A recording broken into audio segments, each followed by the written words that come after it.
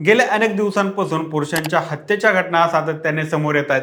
लग्न झाल्यानंतर मधुचंद्रासाठी कशी तयारी करायची याच्या मीम्स अनेक वेळा सोशल मीडियावर व्हायरल होत आहेत. त्यामुळे या घटनांची चर्चा सातत्याने होत आहे. मेघालयमध्ये काही दिवसांपूर्वीच घडलेल्या हनीमून मर्डर या घटनेनंतर अशा घटनांची रांगच लागली आहे की काय, असा आता विचार करण्यास संपूर्ण घटना कारणीभूत ठरत आहेत.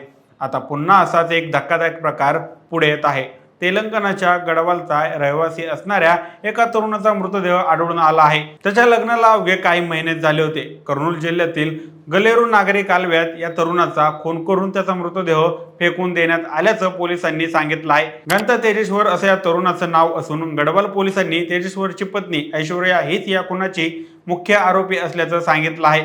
लग्नाच्या एका महिन्याभरातच पत्नीकडून हत्या झाल्याचा आरोप झाला आहे. तसेच पत्नीने पूर्व प्रियकराशी केलेल्या संगमनातून हत्या झाल्यानंतर या प्रकरणाची तुलना मेघालयातील प्रकरणाशी केली जात आहे. जोगलांबा गढवाल जिल्ह्याचे पोलीस अधीक्षक टी श्रीनिवास यांनी माध्यमांना सांगितलं की आम्ही या प्रकरणात ऐश्वर्यासह एकूण 4 जणांना अटक केली आहे. नेमकं काय घडलं आहे जाणून घेऊयात या व्हिडिओच्या माध्यमातून. नमस्कार, मी सनी आणि तुम्ही पाहताय दैनिक राज्य लोकतंत्र.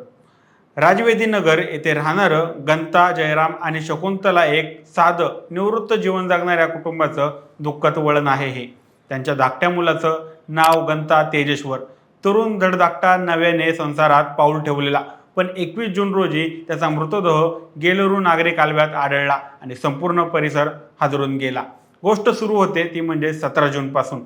त्या दिवशी तेजेश्वर एका जमिनीच्या सर्वेक्षणासाठी घरातून निघाला होता. काही लोक त्याला गाडीत घेऊन जातात आणि मग तो परत येतच नाही. दुसऱ्या दिवशी म्हणजेच 18 जून रोजी आपला पोरगा अजून घरी न आल्यामुळे घरच्यांच्या काळजाचा बांध फुटला आणि कुटुंबीय गडवाल पोलीस ठाण्यात गेले. तेजेश्वर बेपत्ता असल्याची तक्रार दाखल झाली.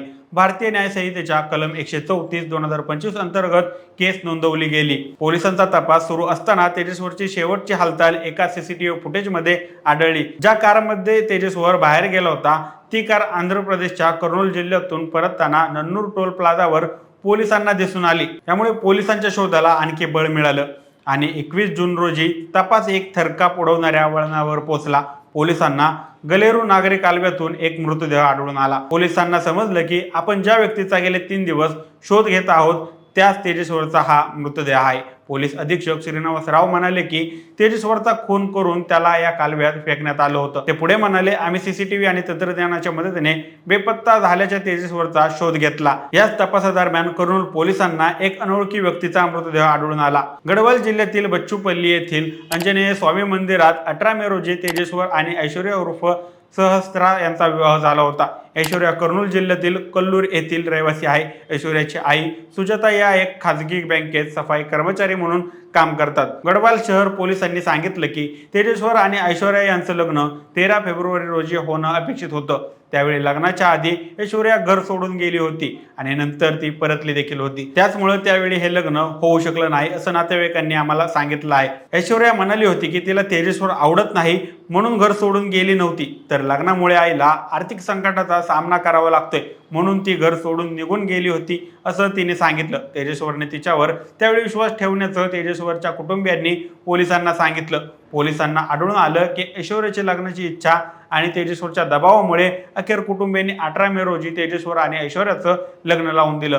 पोलीस अधीक्षक श्रीनिवास राव म्हणाले, तपासात हे आढळून आलं आहे की ऐश्वर्याचे अनैतिक संबंध होते आणि त्यांच्याशी संगमत करूनच तिने हा खून घडवून आणला.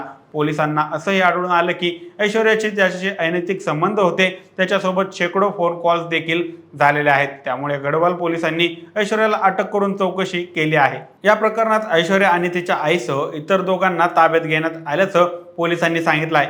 श्रीनिवासराव म्हणाले की या प्रकरणात संशय असलेल्या इतर काही लोकांविरुद्ध तपास सुरू आहे. प्रकरणाची संपूर्ण चौकशी पूर्ण झाल्यानंतर आम्ही सर्व तपशील सांगू शकू. त्यामुळेच आता या प्रकरणात पुढे काय होणार या सगळ्या गोष्टी पाहणं देखील महत्त्वाचं ठरणार आहे. बघा, या प्रकरणाबाबत तुम्हाला काय वाटतं आम्हाला कमेंट करून नक्की कळवा आणि जर दैनिक राज्य लोकतंत्र चॅनलवर नवीन असाल तर चॅनलला नक्की सबस्क्राईब करा. धन्यवाद.